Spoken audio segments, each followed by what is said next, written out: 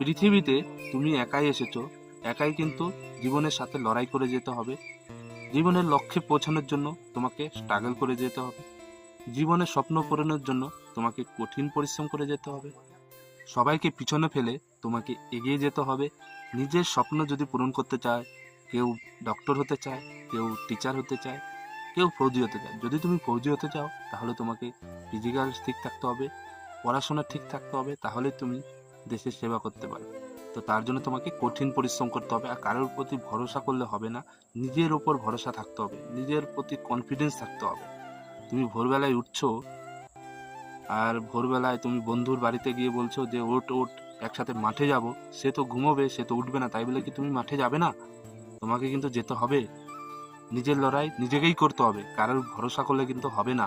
এই জন্য বারবার করে বলি, নিজের স্বপ্ন যদি পূরণ করতে চাও তাহলে নিজেকে নিজের পায়ে দাঁড়াতে হবে,